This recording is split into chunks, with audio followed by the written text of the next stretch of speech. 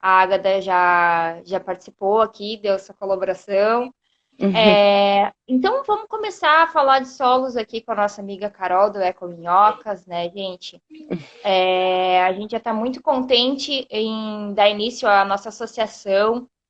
Vou falar um pouquinho como é que começou a associação para vocês que já estão seguindo o nosso perfil, né?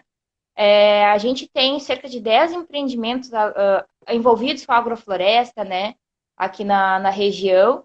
E somos das cidades de Chuí, Santa Vitória do Palmar, Rio Grande e São José do Norte. A gente se reuniu, né, através dessa ideia de se associar, e desde que começou, cresceu bastante já, e em breve a gente vai ter uma vivência prática de agrofloresta na Ilha dos Marinheiros, e é importante a gente sempre lembrar dessa questão dos solos, né? Porque o solo ele é fundamental para a vida, né? Sem o solo a gente não tem alimento e, obviamente, a gente não tem vida. E independente de ser na agricultura convencional ou nas agriculturas agroflorestais, enfim, o solo ele é fundamental, né?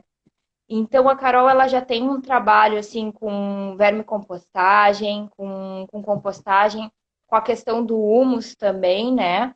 Ela já está fazendo doutorado, é graduando em biologia, ela vai falar mais da vida acadêmica dela aqui também, e como que ela chegou até a associação, e como que os associados também estão colaborando com a pesquisa dela, né, que é justamente sobre solos, né, e então compartilhar essa parte com a gente. E antecipando, assim, para a questão da agrofloresta, a gente sempre fala, né? A água se planta, né? Mas numa região como a nossa, que a gente tem várias questões de encharcamento, um lençol freático superficial e tudo mais, é super importante a gente pensar nessa questão do solo, né? Especialmente porque a gente percebe que está acontecendo uma grande contaminação das nossas águas, né, do nosso lençol freático e das nossas lagoas. A gente está no maior complexo lagunar do mundo. Então, pensar nessa questão dos solos é fundamental, porque vocês imaginam, né, o impacto da produção de alimentos nas águas também, né? Então, como a gente está no nosso ecossistema costeiro, pensar nessa questão dos adubos é fundamental. Principalmente ali quem mora em Rio Grande, né? Que está respirando todo dia a poluição ali do polo petroquímico, do polo industrial de Rio Grande. Eu mesmo nasci ali e passei a minha infância inteira, tive alguns problemas respiratórios e tudo mais em função dessa poluição. E aí é um grande paradoxo para a nossa sociedade, né? Porque esse sistema do agronegócio e tudo, ele é o que nos alimenta ainda em grande parte, né?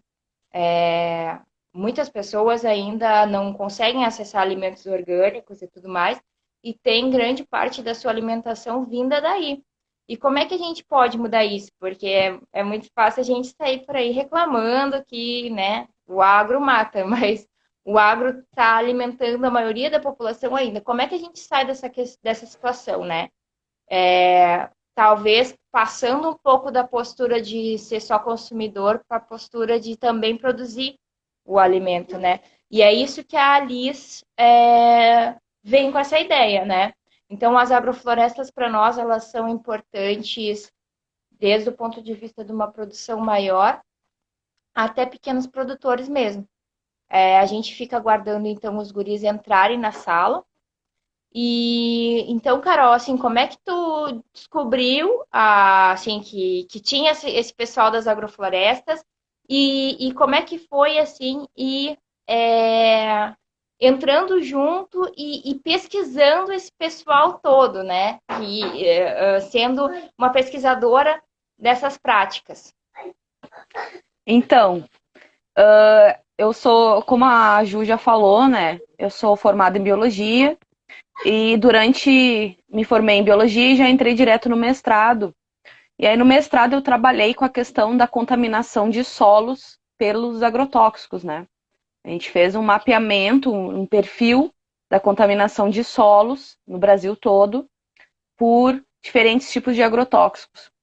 E aí, quando tu entra no movimento, vamos dizer assim, de começar a entender como é que a agricultura de fato, quando eu falo agricultura, não é o agronegócio, né?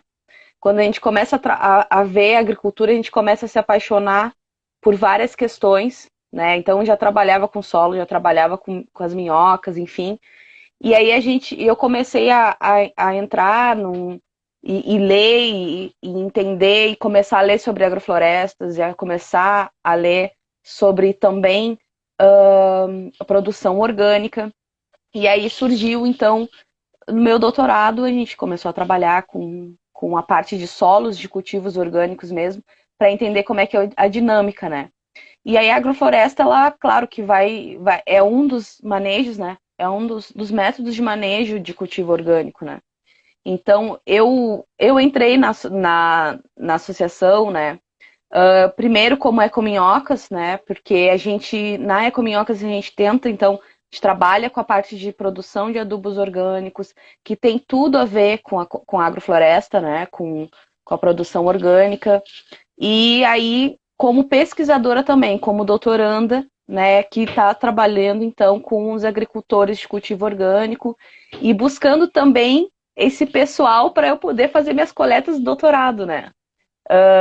Que aí a partir da associação a gente conseguiu, né? A Ju também me ajudou, o pessoal super parceria de vamos receber a Carol, né, para ir coletar o solo, para aplicar questionário, para conversar. E fora que para a gente, como pesquisador, é algo incrível, eu digo, porque é muito mais.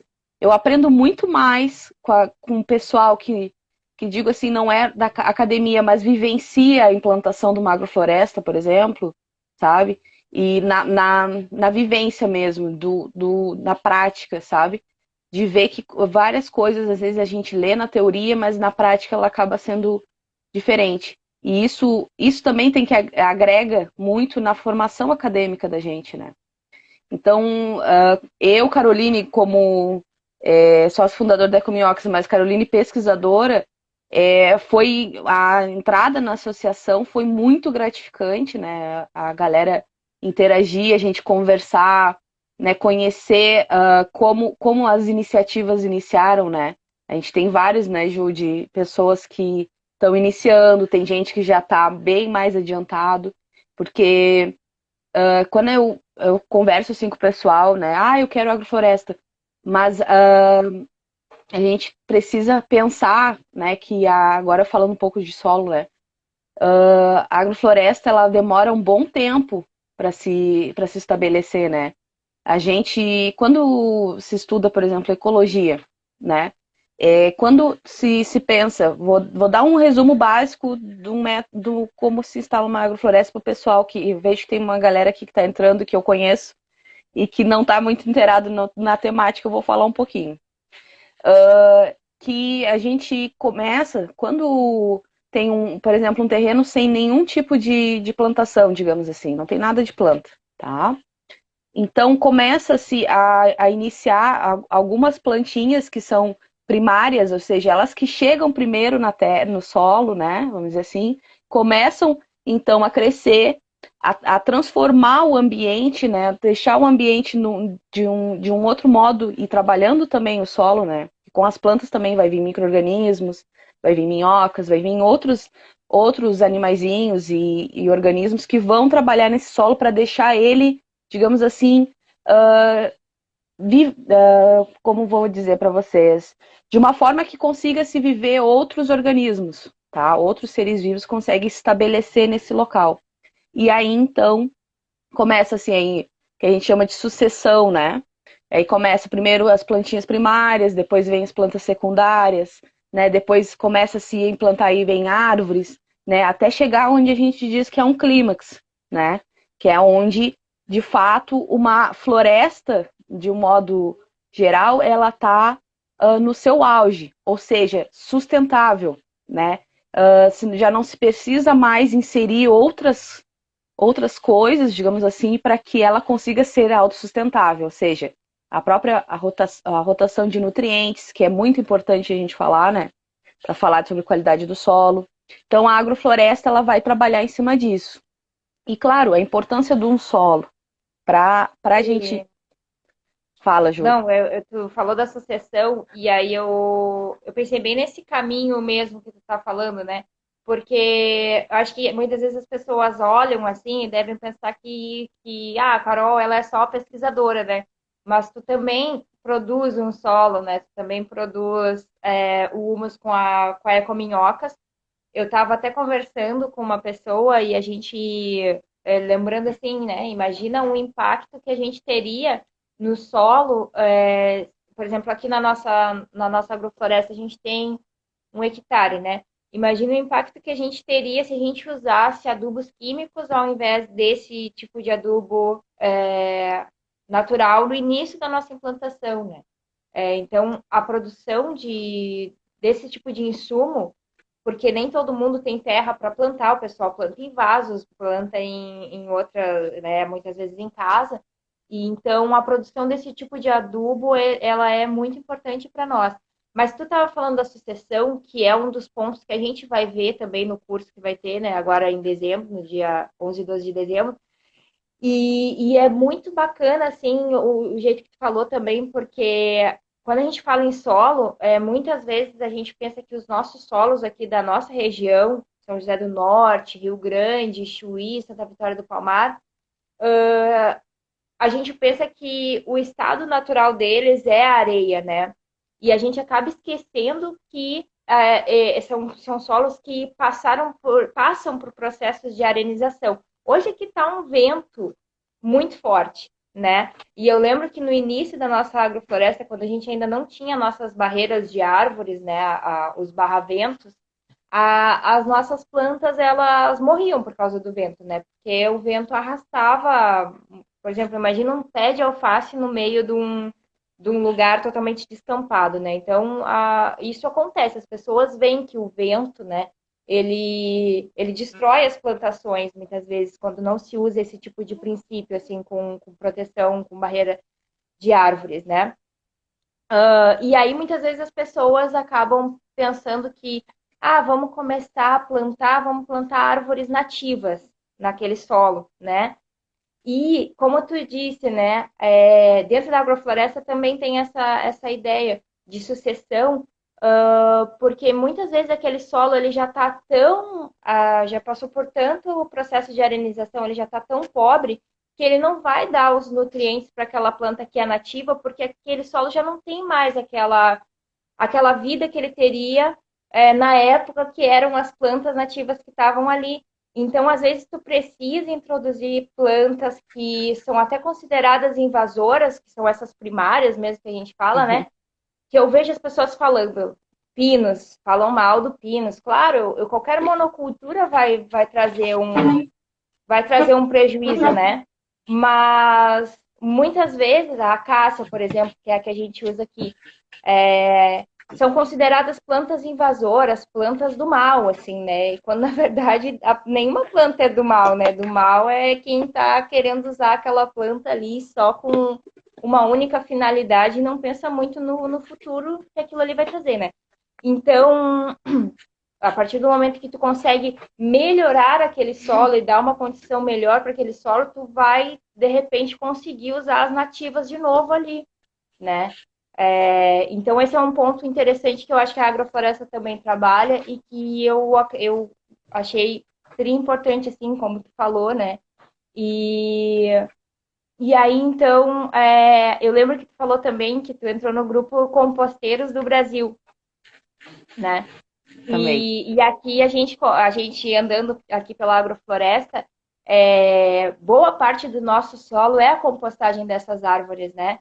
E a gente plantou e planta até hoje eucalipto, por exemplo, que também é uma árvore que muitos acham que é uma, né, que é árvore maldita, que o eucalipto e tal, por causa das monoculturas de eucalipto, e de fato isso é uma coisa bem preocupante, mas existem outras formas da gente plantar o eucalipto, por exemplo, plantando o eucalipto e cultivando alimento e ainda por cima plantando esse eucalipto e melhorando o solo, né? Então, eu até vou dizer para vocês, pessoal, se alguém tiver alguma pergunta, é só colocar aqui, tá, para Carol. E aí, falando nisso, assim, eu já queria te perguntar, como é que surgiu, então, a tua ideia de fazer a Ecominhocas? Porque, de repente, tu já pesquisava sobre os solos, né? Tu já disse que tu pesquisou sobre a contaminação de agrotóxicos em solos de todo o país. E aí, de repente, foi através disso que tu chegou a essa ideia. Então, o que que aconteceu, assim, eu sempre tive a vontade, assim, a parte do empreendedorismo sempre me chamou muita atenção, desde criança, desde novinha, assim, eu sempre gostei muito dessa parte do empreendedorismo, eu sou técnica em contabilidade, né, e na época eu estudei muito a parte do empreendimento, e quando eu entrei no doutorado, a gente eu percebi, né, o quanto tinha uma carência da conscientização sobre os nossos resíduos orgânicos, né? Sobre o como.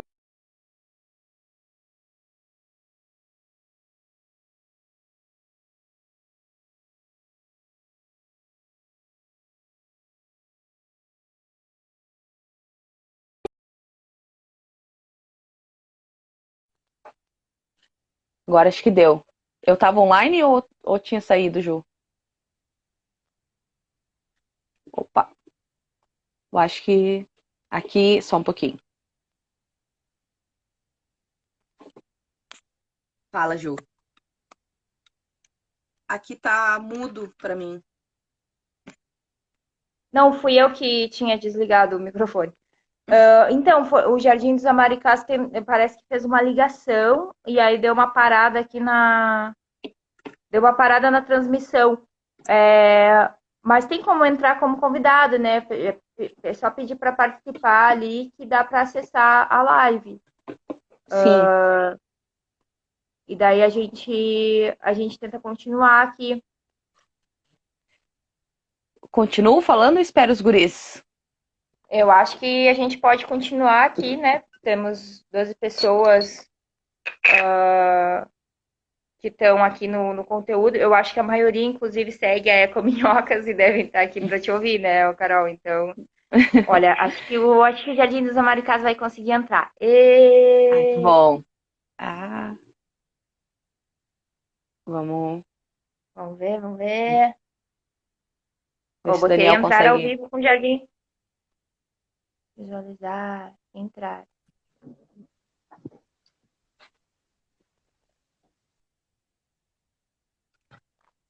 Olá! Finalmente! Que beleza! Olá, Boa E agora noite. parece boa noite, que pessoal. o perfil da Alice está com Tentando me bem achar aqui. grande aí, vocês pequenininhos aí do lado.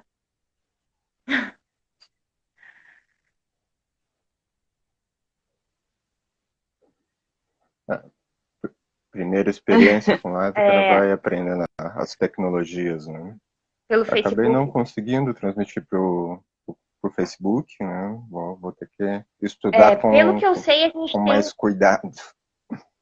Eu não consegui A gerar gente, a transmissão, né? Eu consegui passar o sinal, tudo, eu só não consegui criar a live. Eu apanhei pro mais simples. a gente tem como salvar depois e a gente pode disponibilizar lá no perfil, né? Que também fica bom. Quem não conseguir acompanhar no horário ao vivo, Sim. que é melhor sempre, porque dá para fazer perguntas, interagir e tudo mais, né, com o pessoal. É, Mas fica gravado, as ideias vão ficar aí, depois a gente pode lançar também pro YouTube. A Carol estava falando sobre a questão de como é que ela começou a Ecominhocas e tudo, mas é bom a gente começar a apresentar também o Daniel, né? Jardim dos Americás.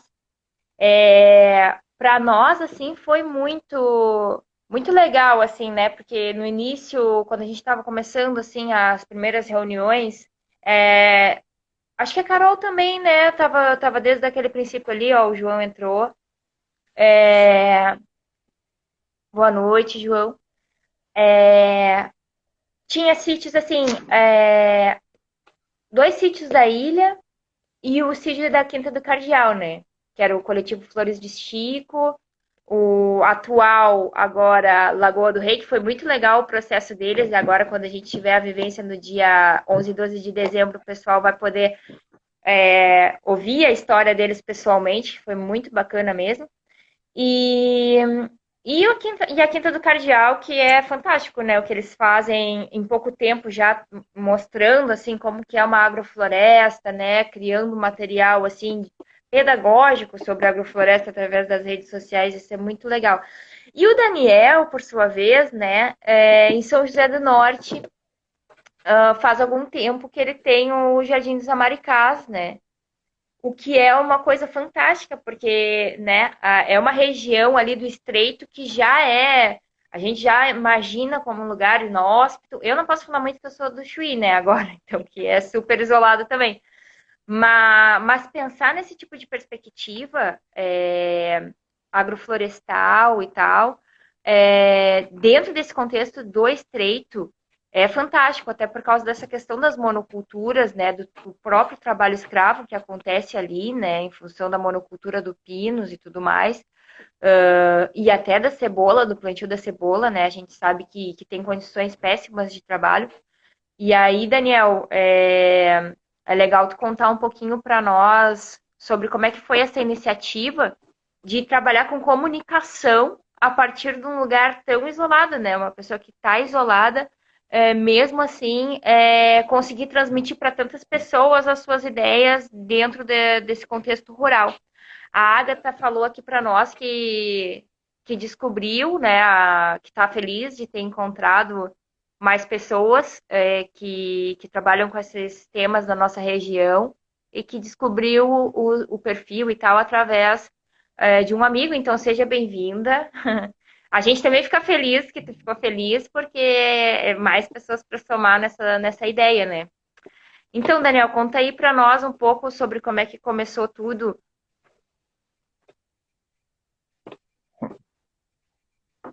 Buenas, pessoal, né? Em primeiro lugar, saudações a todos e todas, né? Uma alegria muito grande.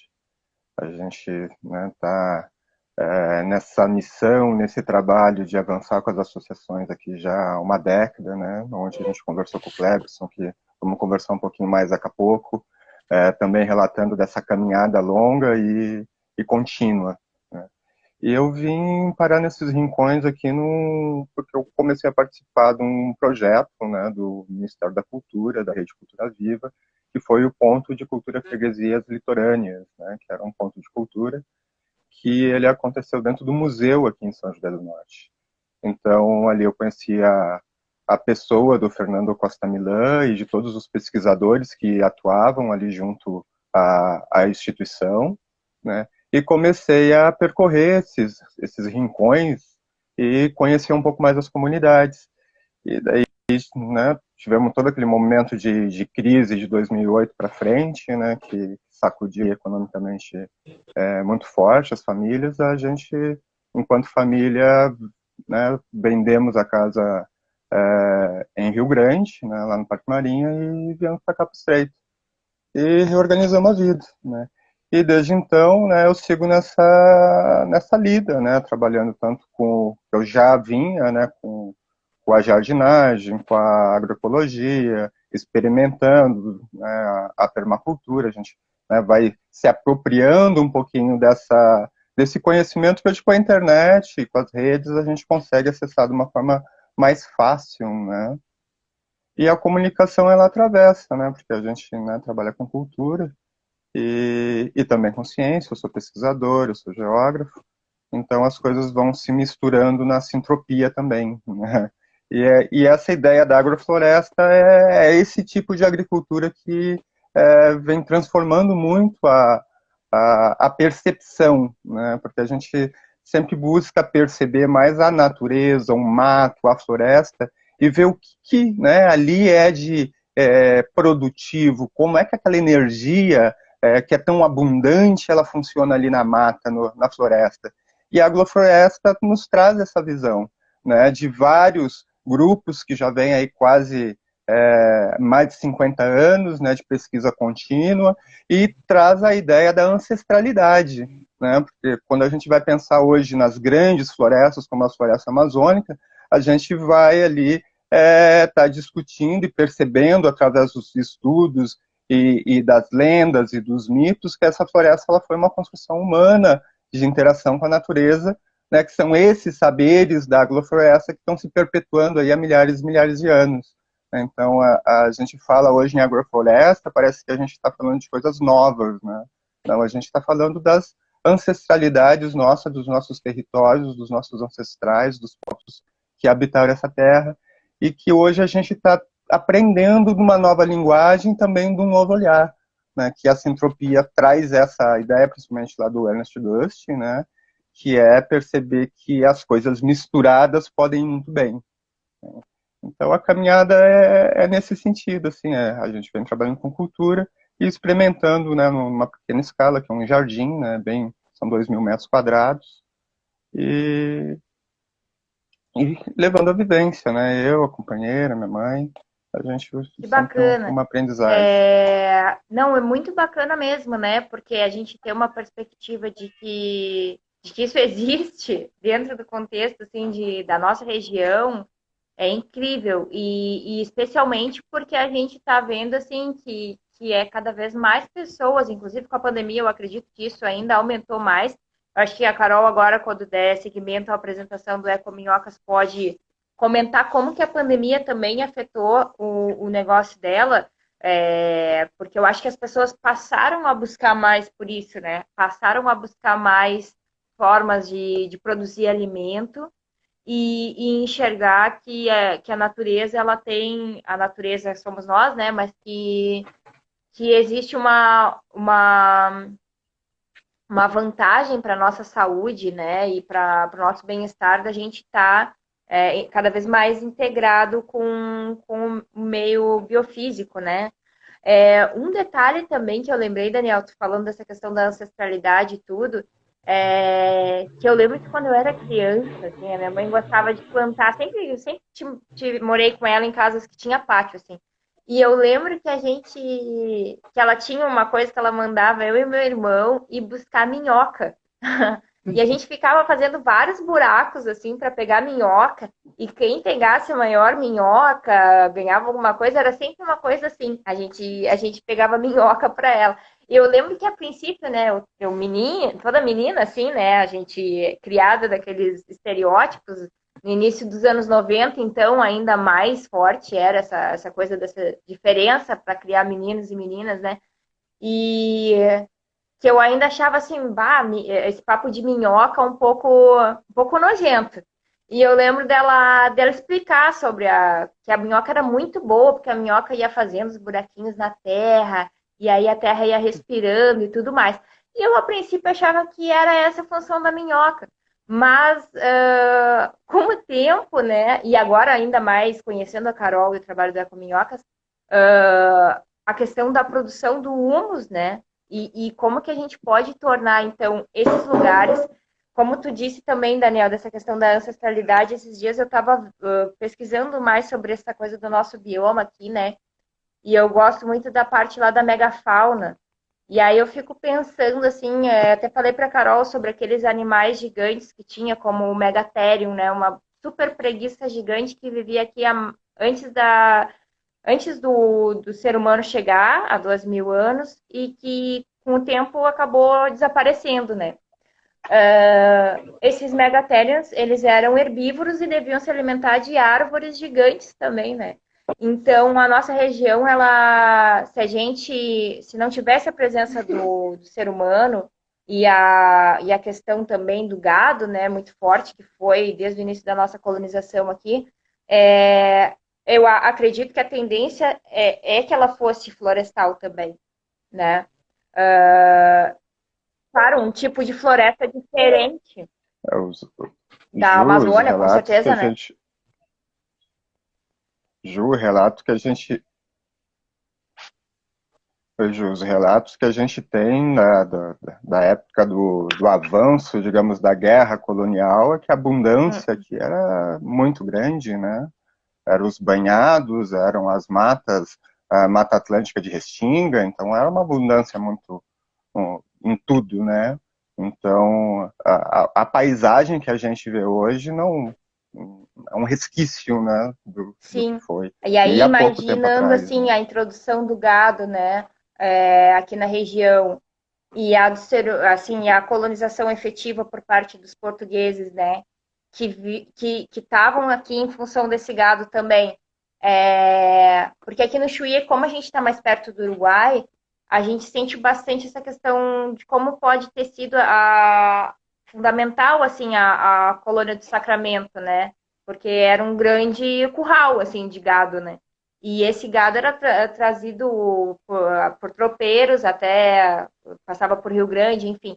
Mas a questão também é que todo esse gado para alimentar as pessoas também precisava de muita lenha, né? E então, além do gado em si já ser um tipo de criação que demanda de pasto e que as pessoas acabam destruindo as florestas para criar o gado, imagina só também com a parte de lenha, né? E de acabar com essas florestas, com essas matas todas aqui da região, que os próprios relatos assim do José da Silva Paz e outros colonizadores que passaram por aqui no início, lá 1700, relatam dessas matas. Então, a gente imagina que realmente havia um passado mais florestal e que a gente está sentindo agora essa necessidade de resgatar um pouco dessas coisas, né? E aí, como que a gente faz isso e consegue, através disso também, se sustentar, né? Dessas ideias, porque quando eu vejo, por exemplo, a Carol falando do Eco Minhocas, eu acho muito bacana, porque é uma empresa que tem todos os requisitos, né? CNPJ, enfim, e que está produzindo esses adubos, assim. E aí, como ela estava fazendo a apresentação, eu até acho que seria bom tu concluir, né, Carol, essa parte de falar da empresa e tudo mais, porque eu acabei fazendo essa pergunta. E quem tiver mais perguntas, pessoal, é só entrar ali, ó, adicionar uma pergunta que a gente conversa aqui com o Daniel e com a Carol, que eles já se apresentaram, né? Então, olha só que bacana, a gente está com uma pessoa do Chuí, que sou eu, né? Hoje estou fazendo a mediação, mas num outro momento, outro associado pode fazer a associação, pode fazer a mediação. O Daniel de São José do Norte e a Carol de Rio Grande, né? A gente está reunindo aqui três cidades um tanto quanto improváveis nesse sentido aí de agroflorestas e estamos aqui reunidos, né? Então tá, Carol, continua ali falando para nós sobre como que começou. Tu teve essa questão de ver que os agrotóxicos estavam assolando os solos do Brasil e aí te despertou já essa missão, assim. Sim, Ju. Foi não só a questão do meu mestrado, mas também eu participei de alguns projetos dentro da FURG, que a gente fez até um ensaio clínico bem legal. A gente entrou em contato com os agricultores, né, orgânicos, e a partir de conversa com eles, assim, e de falar da questão de o quanto é uma dificuldade de utilizar um adubo orgânico que seja efetivo, digamos assim, sabe? De não precisar de forma nenhuma usar fertilizante químico, o quanto tem essa dificuldade ainda. Não só do ensino, né, dele ter um conhecimento sobre como fazer seu próprio adubo orgânico, mas também de alguma empresa que fornecesse esse adubo e que fosse de acesso, né, ao agricultor. E aí, claro, eu uni o que eu trabalhava com as minhocas, né, com a questão da vontade que eu tive a partir do meu mestrado com agricultura e tudo. E eu e o Najib, né, que o Najib é também o meu sócio fundador, né, a gente conversou e disse assim, não, eu acho que seria interessante a gente começar uma empresa que vendesse humus de minhoca. Foi aonde a gente começou, a gente se mudou para uma kitnet e começamos a partir de uma caixinha numa caixinha que era onde eu conhecia os cultivos de minhoca, né? No início eu conhecia os cultivos de minhoca através da FURG, né? Foi para onde comecei, e os cultivos em pequena escala, né? E aí depois eu conheci pessoas que trabalham com a minhocultura em larga escala, fui conhecer, fui entender como que funcionava, porque é um outro patamar, assim, é uma outra vivência totalmente diferente daquilo que tu aprende no laboratório, né? Tá, só vou perguntar. Tu saiu de Rio Grande para conhecer esses locais que produziam em larga escala o composto de minhoca? Sim, eu fui. Conheci também o pessoal dos composteiros ali, que a gente conversou dos composteiros, que trabalham com a vermicompostagem. Conheci um miocultor antigo que a gente era parceiro, né, trabalhava junto e conheci, comecei a entender como que funcionava a produção de humus em larga escala, que são métodos bem diferentes, né? Mesmo eu trabalhando com as minhocas e sabendo aonde elas gostam, onde elas não gostam de estar, ainda é um desafio quando tu parte para um outro patamar, assim, sabe, da produção em larga escala. Então, mas eu levei um tempo. No início da empresa, eu comecei com uma caixa, aí a gente vendeu todo o humus que tinha. Aí eu disse assim, não, eu acho que a gente vai comprar mais caixas. E começou a comprar mais caixas, caixas, caixas. Chegou um momento que a kitnet não cabia mais, a empresa, né? Então aí a gente foi para outra casa, com garagem grande. Implantei a empresa dentro da garagem da casa. E aí depois passou 3, 4 meses, também não comportava mais, né? E aí a gente foi para outro lugar. E agora a gente foi para outro lugar ainda, que é um sítio de 3 hectares, que demanda muito espaço para te produzir em larga escala, né? E aí, claro, a partir do Humus Minhoca, a gente começou a implantar outros adubos. A partir de conversa com o agricultor, a partir de ver o feedback dos clientes, vocês não têm, de repente, um adubo líquido? Vocês não têm composteira doméstica para vender? Carol, vocês não fazem uma consultoria? Eu preciso de alguém que venha aqui, veja o meu solo, veja se está ok, veja como é que eu posso montar minha horta, né? Terra, que foi acho que foi o último produto que a gente implantou na empresa, foi a terra orgânica do Bada, que é feita a partir de um método de compostagem, né? Que a gente desenvolveu. Eu desenvolvi alguns produtos dentro da empresa, a partir também dessas conversas, né? Então, é uma motivação, é algo que eu gosto muito, o feedback dos clientes também, a conversa com as pessoas, porque a ideia da Ecominhocas, como o Daniel também falou da questão da comunicação, é transmitir de que é possível se produzir, né, seja ornamental, seja de forma que eu quero, vou plantar uma hortinha na minha casa. É possível se fazer isso de uma forma ecossustentável, que eu chamo. Ou seja, porque a sustentabilidade, às vezes, ela pode não ser benéfica para o ecológico, para o meio ecológico. Então, eu digo sempre como ecossustentabilidade, né? Onde a gente preza por um meio que ele vá ser benéfico para o meio ecológico, para algo que seja benéfico para o meio ecológico e também sustentável. Então, essa é uma missão da empresa, digamos assim, é uma missão minha também como bióloga, como pesquisadora, né? Então, é mais ou menos essa questão. Opa! É que eu deixo o microfone desligado para não interferir nos barulhos aqui da casa. E qual foi o ano que teve início a Ecominhocas? 2020. Março de 2020. Nesse tempo todo, então tem tudo a ver com a pandemia mesmo, né? Também. Tem. Porque a busca, eu acredito, das pessoas por esse tipo de composto e tudo mais, eu acho que pode ter bastante relação com a pandemia. O Guilherme Serve comentou aqui, né, que pelo menos há 20 mil anos, com essas manchas de florestas e capões sempre presentes, mais restritas. O Gui é biólogo, né? Tá estudando pela URGS, então é uma pessoa que. Mas é importante a gente Pessoal, assim, é importante a gente lembrar, né, que os nossos mapas aí de vegetação da Mata Atlântica hoje é considerado aí que a gente tem cerca de 7%, né, entre 5% e 7% da mata original. Né? Então, esses capões eram capões, né? Não era para quase capoeiras como a gente está hoje. Na maioria, pelo menos dessa linha de restinga aqui, foi bem delicado.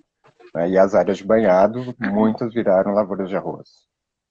Então, a situação é complicada. Muita drenagem na planície do lado da lagoa, né, para campo que se transformaram, né, em campo de gado, em campo de cebola. Essas áreas são férteis, né, e foram drenadas. Então, são vastas Aqui, áreas de modificação de paisagem. Né? Então, o impacto humano A aqui questão da mesmo na contaminação do. região. é muito grande. Tá Fala, bom, fala. fala aí, Carol. E a questão também, né, como da questão do arroz, né, o uso depois do agrotóxico, né, da contaminação não só da água, mas também do solo, que começa a degradar e não só degradar num sentido de paisagem, também no sentido dos animais que vão atuar nessa paisagem, eles também acabam sofrendo ações toxicológicas, né? Então, vários processos advindos principalmente dessa agricultura mais convencional e que vai afetar, né, o solo. O Gui também está falando que com a degradação dos ecossistemas causada pelas ações humanas. E de fato, né, pessoal, aqui mesmo na região que eu tô, a gente tinha os palmares, né? Os palmares de Santa Vitória do Palmar, por isso que é o nome da cidade, Santa Vitória do Palmar. E quando a gente vai para o Uruguai, ali a gente vê que tem ainda alguns lugares com palmares, né? Aquelas palmeiras enormes. E a nossa paisagem ela foi se transformando completamente em função dessa agricultura, né? A Carol, quando veio aqui, ela chegou a conhecer uma propriedade do Paulo Duarte, que é um produtor que produz arroz orgânico, né? O que é uma, uma centelha de esperança, assim, na nossa região, né? Seria muito bom se cada vez mais os produtores grandes conseguissem enxergar que também dentro dessa perspectiva existe crescimento e desenvolvimento, né? Porque quando a gente continuar nessa linha de pensar que é somente desmatando tudo que as pessoas vão conseguir Ju, prosperar, que a gente vai continuar com esse problema de degradação total e cada vez mais dependentes desse tipo de insumo, né? Gente,